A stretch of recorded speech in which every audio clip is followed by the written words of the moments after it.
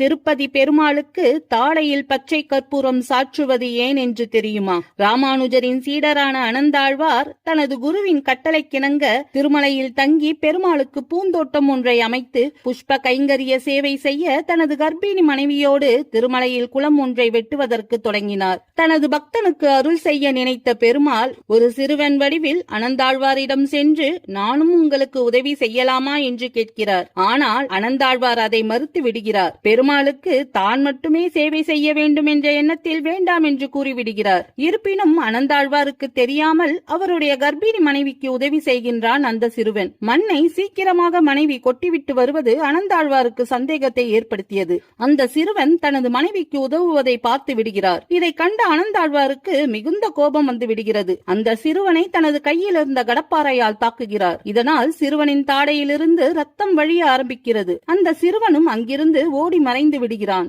மறுநாள் காலை அர்ச்சகர்கள் பெருமாளுக்கு பூஜை செய்ய கதவை திறந்தபோது அலறுகிறார்கள். ஏனெனில் திருப்பதி ஏழுமலையான் தாடையிலிருந்து ரத்தம் வடிந்து கொண்டிருந்தது. அப்போது அர்ச்சகரே, பயப்பட வேண்டாம், அனந்தாழ்வாரை இங்கே அழைத்து வாருங்கள் என்று அசரீரி கேட்கிறது. அனந்தாழ்வார் கோவிலுக்கு போகிறார். அங்கே பெருமாளின் தாடையிலிருந்து ரத்தம் வருவதை பார்த்துவிட்டு தனக்கு உதவி செய்ய வந்த சிறுவன் அந்த பெருமாள் தான் என்பதை உணர்கிறார். இதனால் மிகவும் வருத்தப்பட்டு மனமுருக வேண்டி அங்கிருந்த பச்சை கற்பூரத்தை பெருமாளின் தாடையில் வைக்கிறார். உடனே பெருமாள் தாடையிலிருந்து வழிந்த ரத்தம் நின்று விடுகிறது. இதை நினைவுபடுத்தும் விதமாக தான் இன்றும் திருப்பதி பெருமாளின் தாடையில் பச்சை கற்பூரம் சாற்றப்படுகிறது. இன்றும் திருப்பதி பெருமாள் கோவிலில் அனந்தாழ்வார் பயன்படுத்திய கடப்பாறையை காணலாம். பெருமாளை தரிசிக்க போகும் பொழுது பிரதான வாசலின் நுழைவாயிலின் வலது புறத்தில் இந்த கடப்பாறை வைக்கப்பட்டுள்ளது. அனந்தாழ்வார் தோண்டிய குளம் அனந்தாழ்வார் குளம் என்ற பெயரில் அழைக்கப்படுகிறது.